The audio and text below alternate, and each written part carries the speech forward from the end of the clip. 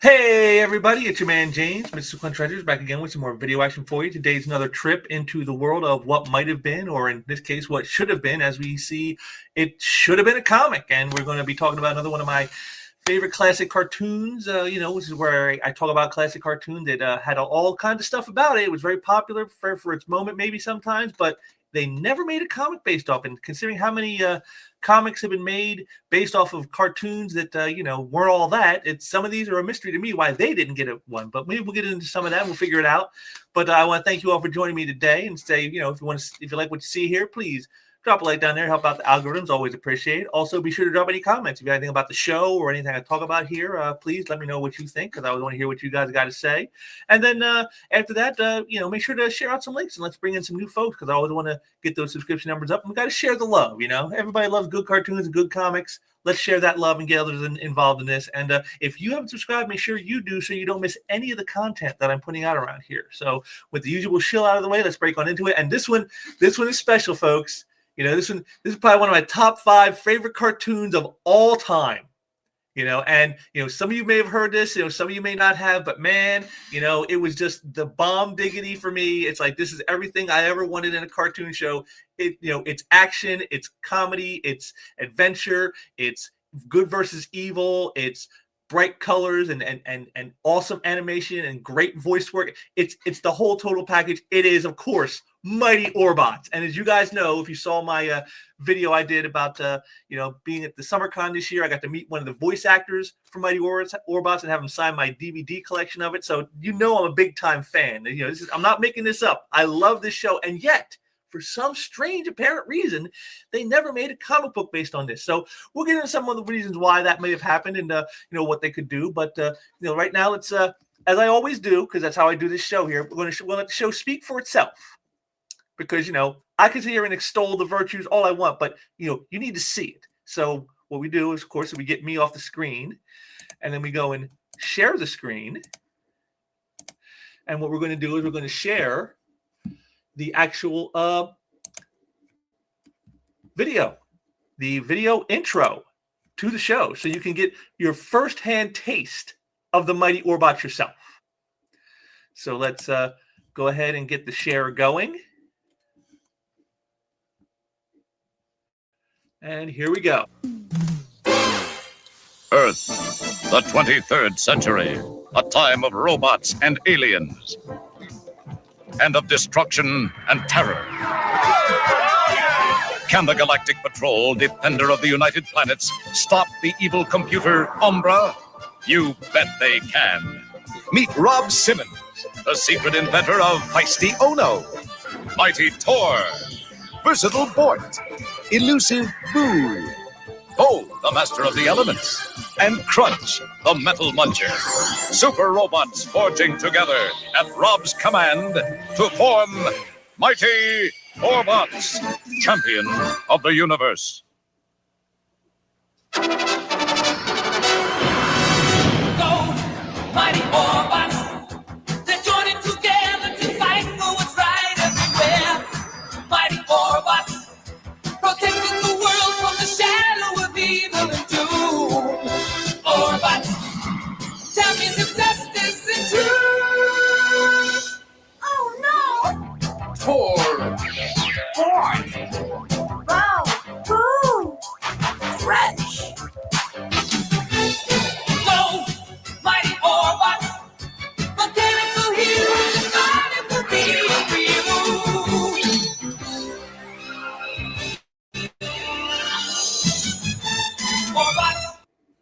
there you go. The Mighty Orbots. Come on. Tell me, you cannot be a kid in the 80s. This is 1984, folks, the heart of the 80s. I was 10 years old. There was no 10-year-old alive at that time who would not see this and be like, this is the most awesome thing I have ever seen.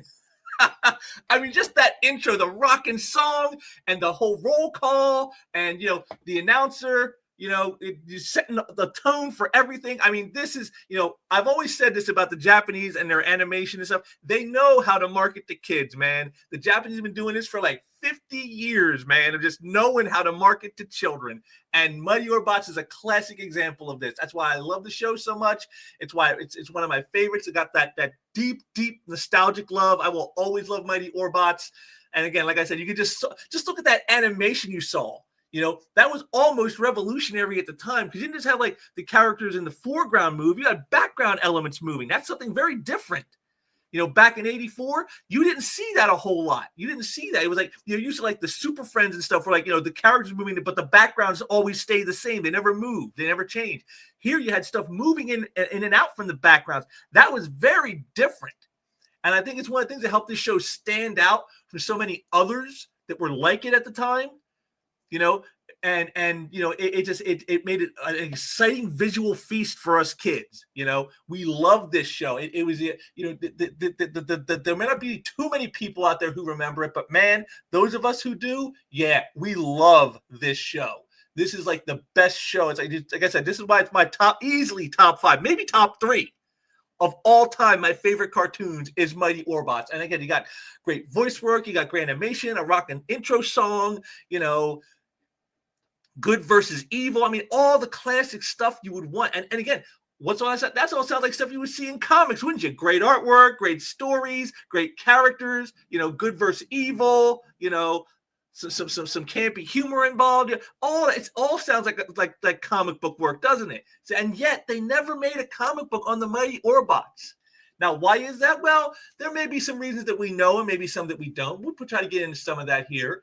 But before we do, I'm going to once again share the screen with you guys as soon as I have stuff set up here properly. Let me just get rid of this. And then what I'm going to do is I'm going to share some images here with you. Because, I don't want to leave a blank screen here while we're talking. And so we'll just share a little something. And there we are, the Mighty Orbots. There they are, Rob, the Orbot Commander, and the Mighty Orbots. And there it is right there. This is it. These characters right here.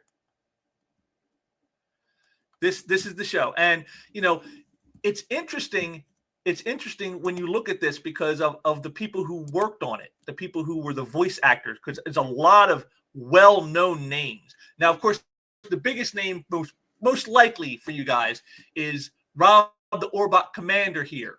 He is voiced by the great Barry Gordon, who, again, tons of voice work, tons of stuff. I could go into a whole host of stuff he has worked on. But of course, the big thing that he's known for is as the voice of Donatello from the Teenage Mutant Ninja Turtles. But this is 5 years before that happened.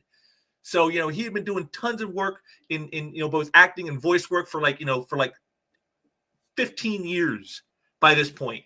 And so he's definitely got the chops in there, and, he's the leader. And then you got like other great voices in there. You got the great Don Messick, who, again, you may not know that name, but he's known as Crunch, and he's again, this guy is like royalty of voice actors. I mean, it's almost like, what hasn't he worked on? He did so much work in like the 70s, 80s, and 90s. I mean, just to give you some idea of his pedigree here, he's worked on Heathcliff, he worked on Spider-Man and His Amazing Friends, he worked on Yogi Bear, he worked on Godzilla. He was Godzuki on the Godzilla cartoon. He's done Richie Rich, Scooby-Doo and Scrappy-Doo. He's done G.I. Joe and Transformers. I mean, again, this guy, he is like the real Ghostbusters, Johnny Quest. I mean, this guy's been doing stuff since like the 60s, doing voice work. I mean, and, right up until his passing, he was, I think he was still working, and Yeah, in '97 he passed, and his last credits are of you know the Real Adventures of Johnny Quest, the 1996 series. He did 4 episodes of that, just like right before he passed. I mean, right up until the end he was working. This guy Don Masick is like he's like a legend in the voice animation department there. I mean, just a guy who's done so much work, so many, and of course some other names that you may not know, but you know the voices is Sherry Alberoni, Sherry Alberoni, who's Bo, right over here, this one, and again she's done a lot of voice work, Super Friends, and Flintstones and stuff like that. But her big thing that you probably know her best for is as Alexandra from Josie and the Pussycats, the chick with the skunk stripe in her hair, the one always causing trouble. Yeah, she's the one, and that's the voice for her. I mean, so again, real big pedigree people, who are very well known for their voice work. Cher. I mean, again, her voice. The minute I started watching the show and I heard her voice, I'm like, that's Alexander from Josie and the Pussycats. I just immediately knew who it was. It's crazy. It's crazy. And then another person we got here, again, another one with a big pedigree, lots of voice work, is Julie Bennett, who's Boo, the sister. And again, just a briefness of some of the stuff she's worked on the Flintstones. She actually did a couple episodes of Adam 12. She's worked with on Yogi Bear. She did some episodes of Dragnet and Get Smart. I mean, again, big time stuff. And of course, the Real Ghostbusters. Was on an episode of Moonlighting. Did Garfield and Friends, Spider-Man the animated series in the '90s. She even did a voice on the 2000 Spider-Man video game. So again, someone else very well known, done a lot of work in this industry. So I mean, so you can see here from just these people I'm hitting you with that you can see how big a deal this show actually is with the names you have. And of course, the last one I'll hit you with here is good old Ono right down here. That's Noel North. Again, another person with a huge pedigree of work in the realm of voice animation. Again, just some highlights here for you. We got besides the Mighty Orbots, of course. Well, she was in the movie Carrie. That classic horror movie Carrie. She was in an episode of Private Benjamin, the TV series based off the movie with Goldie Hawn. She was in the Challenge of the GoBots, which is kind of funny considering you'll get this. You'll get in a moment why that is. She was on Gem and the Holograms, Chip and Dale Rescue Rangers, the Smurfs, Dino Riders. Adventures of the Gummy Bears. And one of the last things she has done in animation was she was a voice on the Rugrats from the Nickelodeon cartoon. So again, someone with a very big pedigree of voice work and acting in this. So these voices, when you hear the characters talking, it's those. You may not know the names of the people, but those voices. Like, I know that voice. I've heard it before. And of course, the biggest name, of course, in all of this that we saw was at the very beginning of that intro. You had the announcer. And the announcer, of course, was the great Gary Owens, who, again, his resume is much too big for me to get into. I'll just say this. The thing I will always know him best for is Rowan and Martin's Laugh-In. That was his time to shine there, baby. And just his voice work and narration that he has done over the decades of his career, until his passing in 2015. Just, what you saw in that trailer there for the intro, that's exactly what he does best. He was a radio announcer before this, and so he's got that booming voice. That just sounds authoritative when he's telling you he's talking about crazy stuff in there. But yet he makes it feel so epic and so big and so larger than life. And that was Gary Owens' great ability in doing that. And so again, like I said, all these great voice actors on this series, and like I said, the characters themselves, they all sort of have their own uniqueness to them, and that's what really helped the characters stand out was, especially with the Orbots. You got, of course, Ono. She's sort of like the the den mother. She's always correcting the robots, and she's always trying to keep them in line, and she's always, helping out Rob, and but she gets, a little what how do we put it? She gets a little contrarian sometimes, where she doesn't do what what everyone expects her to do, but she's the key to Mighty Orbots, because that's how they activate. After they join all the other 5 together, Rob and her enter inside, and she is the one with the ability to access the power source so that they can become Mighty Orbots and do what they got to do. So she's like the key to it all, but she's also sort of a little bit of a comedy relief character as well. Then of course you got Tor, the big guy, he's the muscle of the group, and his whole thing is he's a little egotistical. He thinks very highly of himself. He's kind of got a bit of an ego, and he kind of grates on everybody's nerves sometimes. But he's the strong guy, and he's always willing to get in there and do whatever needs to be done. And then you got Bort right here. You got Bort, and he's the shape changer. But he's like a neurotic. He's kind of like in the vein of, like, say, like a Lou Costello type of character, where he's like just always fretting about stuff, and gets all haywired when things aren't going the way they should, and so he brings that dynamic. And then of course you have like I said, Bo, played by Sherry. Just blanked on the name. Sorry about that. Played by Sherry Alberoni. She's the one. She's like she's very aggressive and outgoing. Very confident in herself, and even a little bit flirty in a way. I mean, like, if you look just looking at this shot of her right here, you can kind of tell that just by the shot they have of the character right here. And she's known for doing practical jokes on the show. Like, she always tries to play practical jokes on all the rest of the robots, although sometimes the jokes don't always go the way she plans. And hers is the power of the elements, as you heard in Gary's announcing in the beginning of the show.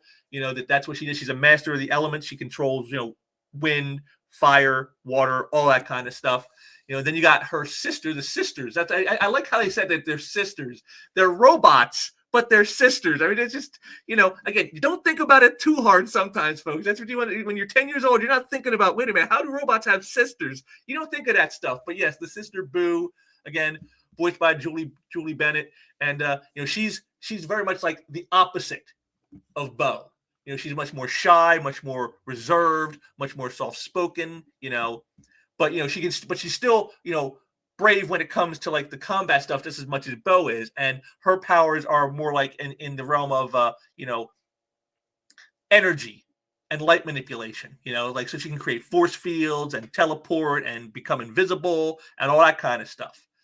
And then you got Crunch, who isn't shown here, which is the voice of Don Messick, and he's basically, as he said, Crunch the Metal Muncher. He's basically the joke of the show. He's the serious comedy relief. He always come in and do something crazy or something silly, because all he is he just likes to eat. And you saw he's a fat robot. Again, you don't think about it too hard. A fat robot? Why would you build a robot that was fat? That doesn't make sense. But again, you just roll with it. That's how it goes. That's how it went in the 80s, folks. As kids, we just roll with it. Just accept the universe as it is presented to you. And he's kind of, like I said, just the comedy relief. He just loves always talking about eating. But again, he's the power source. Like, he's like the backup power source of Mighty Orbots. So when they're joined together and they need extra power, he's the one that provides it because of all the stuff that he can consume to create energy. And so that's his part in this thing. And so, like, you can see it's all about the teamwork, because that's what a lot of these shows back in the day were all about the teamwork, about working together, and in a way they're kind of a family. And you got all those dynamics of like how they get on each other's nerves sometimes. Bo playing her jokes, Bort with his nervousness, Tor with his egotism. It just, Ono with her contrarianism. They all kind of get on each other's nerves sometimes, and that makes it funny. That's where the campy humor comes in the show, and again, I like that dynamic. It's like a family dynamic, but yet they're also heroes, and they're also, fighting evil, the evil Umbra, the supercomputer, and just great stuff. Like I said, it's amazing to me, like, how there's so many layers in here that you could mine. The family aspect, the robot aspect, the battling aspect, the threat of Umbra aspect. There's so many different little components. Just like the characters themselves, they're each component to a bigger thing. That's how the show is. It's built that way. And I like that about it. It makes it a lot of fun. It makes it very interesting. And, now, of course, the show didn't last long. It only lasted for 13 episodes. And it was basically sued into oblivion, is what basically happened. And, the biggest one of that was, again, as you know, I showed that who is it? Julie Bennett, the voice of Boo. She worked on the Mighty GoBots, the Challenge of the GoBots, and the GoBots is the ones that sued Mighty Orbots because they said Orbots and GoBots sounded too similar, and that they were infringing on their copyright and all this kind of stuff because those are also robots that transform. Now they transform into vehicles, not a giant robot, but that's And it's kind of funny to me about that. The Tonka would go after him that way as the rights holders to GoBots. Because like I said, it was a glut in the 80s. There was a glut of robot stuff. I mean, you had GoBots, you had Orbots, you had Voltron, you had Transformers, you had hell, the Silverhawks had like some of that kind of stuff in it. There were so many shows that were built around that. Built around robots and things of that nature to they transform and they fight evil and all that kind of stuff. So there was a big glut, and that probably didn't help the show in the long run, because of that. But again, this one stood out to me because the animation above all else was better than probably just about any other animation of any of those other shows. It definitely was better than the GoBots animation was. And again, I think a lot of that's what this is it's all these guys jockeying for position, and these guys had a little thing that put them a little bit ahead of them, maybe a little bit, put a little edge on everybody else. Like I said, with that animation, with the stuff in the background and the foreground able to move, that's not something you saw a lot of back in the day in the 80s. And so you got that going on, and they just wanted to get rid of the competition in this way. They're like, we can't beat them with like quality, so instead we'll just sue them out of existence. And again, another thing that probably hurt them was that the series, the character of Mighty Orbots, the giant robot, is based off of a Japanese concept called God Mars, and it's a very similar looking robot. It's almost exactly the same, just with a different paint job. And I think that kind of hurt them when they were fighting against Tonka and the GoBots. Them saying, you're stepping on our toes on what we do, and you're doing it too closely to us. When your whole basic character in the end was kind of a derivative of something that was based off of a Japanese thing that probably didn't help them in their lawsuits and whatnot. And so eventually it went away. And like I said, but they never made any comics about it. Even when it was around. And again, you would have thought it'd be a natural. Like I said, there's so much you can mine here. I mean, the way I see this series, is you could go one of two routes with it. You could go the route that the show did, with like action and adventure and, and the family vibe and like some campy humor. And you could go that way with a comic book series, or you could do what I'm hearing from people, because I can't speak from personal experience. I haven't read it, but people say about the new Space Ghost comic book from I think it's from Dynamite. And in that they've taken the classic 60s cartoon series of Space Ghost and made a series about it. But whereas the series in the 60s was definitely much more campy, more what quote unquote kid friendly, as it were. In this, they take it much more seriously, like things that you like just accepted, the fact that like the Space Ghost is dragging a couple kids out into space with them to fight evil. What are you endangering kids for? But you never asked that question because the danger was never really that bad, and Space Ghost would always come out on top, and you always knew that. Whereas this, they're kind of playing it more serious, and it's like, questions that you would ask about such things are actually part of the series. And you could do that with Orbots. You could say, here's this thing, this guy created these robots and, they're out fighting evil, but what would that entail? Could it not be a danger? Could you could bring in the whole aspect of like fear of technology, like robots who think and feel like humans? And wait a minute, that could be a problem down the line. And you can go so many directions with it, going serious with it. And I think that would be a great concept for a Mighty Orbots type of comic book. But again, they just never did it, and I don't know why. Like I said, I know they were sued into oblivion, but you'd think somebody somewhere has some rights and they could do this and make this happen. I mean, a Mighty Orbots comic book, I would be the first in line to buy that book. I would buy multiple copies. I would buy every cover they produce. If they did variant covers, I would buy them all, And it just stymies me that they never really got that off the ground that way. And see here's Don Masic's character. Here is Crunch, the Metal Muncher. You see again, a fat robot. See, just like I said, just some of the stuff they did in the show leaves it so open to doing fun stuff. Robot sisters, a fat robot. I mean, just you can have so much fun with all of that, and yet no one's ever tried to do anything with it.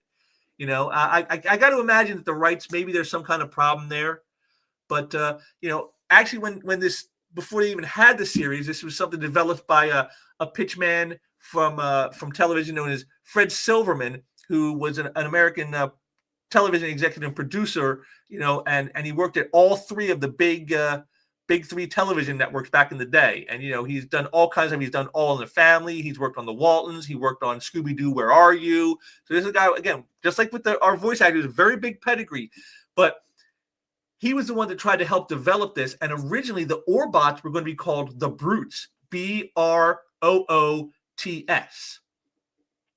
which is just a play on the word robots. Because, that's what the Orbots themselves are, is you take the O and the R and you reverse them, and what do you got? Robots. Here you take the B and move it in between the two O's of brutes. What do you got? Robots. You see? So, not exactly high concept cleverness there, but that was really called the Brutes. And when they formed Mighty Orbots, they were called the Super Brutes. So again, not very creative in that aspect, but I mean, just interesting how even when they changed it to Mighty Orbots, they still kind of kept that whole thing of we're just going to switch around the robot lettering and make it just like robots.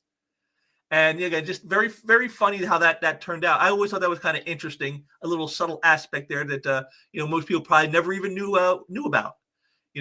And the theme song that you saw, that intro theme was awesome. It was created by Steve Rucker, who's an American composer, and he's done again tons of stuff. He's done work with the London Symphony Orchestra and done work on animated films like Little Nemo and Adventures in Slumberland and all kinds of stuff. He's done tons of work with this, and so again, you can see why you would get someone like that for this. I mean, this is a guy who understands how to do that, and the lead vocals of the song were performed by a guy named Warren Stainer. He's just another person that's that voice was so epic to me when you hear him. It's got such power and it's so forceful, and it makes you want to watch the show. And that's what you want in a great opening theme like that, is you want something that makes you, I gotta watch this. And so I mean, all that effort put into it, all just to be destroyed by lawsuits from Tonka and others that they just were just jealous of the Orbot success because us kids loved it so much and couldn't wait to watch the next episode. Running home, getting up on Saturday morning early, because usually one was like 8 o'clock. It was like one of the first cartoons. You had to get up early on Saturday. I got to get up. I got to make sure I don't miss the Orbots. And then one day it was gone, and it's just like, wow, it's just so sad. So sad, these things that they do to try to get over on others, to get themselves ingratiated, just to take people out, take out a great concept like this. But like I said, I just don't understand why you don't have a regular comic book series, because again, you had other aspects in the story even that worked. Like you had Rob the Orbot Commander, and there's the you saw there with in the intro, you saw Rondu, who's like the head of the Galactic Patrol, and his daughter is standing next to him. She's like a captain or whatever in the Galactic Patrol. Rob likes her, but she sees Rob as like a tech geek, and she's not interested. But she's real interested in the Orbot Commander. The whole Superman thing of like, let me just slick up my hair and put on some glasses, and you won't be able to tell it's me anymore. That's hilarious. That's hilarious that they played up that Superman. See, again, there's another angle right there in the show. It's comic related. The whole Superman angle of the love interest. Just so much fun with this show. I can't tell you enough of how much I love this show. And I really don't understand why no one has ever thought to make a comic of this. The only thing I can figure is because of all the lawsuits, the rights are in limbo and nobody knows who owns what and if it would even be possible. And if you did make one, would you get sued again? And, just the horribleness of that kind of thing. I hate that kind of stuff. It ruins so many good things, the litigiousness of this industry. But it is what it is, I guess. And we just got to settle for having the great animation of those 13 episodes of Mighty Orbots to remind us of the greatness. And but maybe someday there will be a comic book made. After all, they finally got around to Thunder after 46 years, right? So maybe there's still hope for the Orbots yet. And if there is, I guarantee you, day one, the shops, I will be there at the door when it opens to get that copy myself. So there you go. Another Should Have Been a Comic, The Mighty Orbots. Again, just a fun series. Again, full of great active voices, great animation, great opening theme song, a great fun story behind it all. And it'd be so easy to translate it to comics, and yet no one ever did. And, it's just one of those mysteries of why they never do. Why did this one get this and then not that one? Who knows?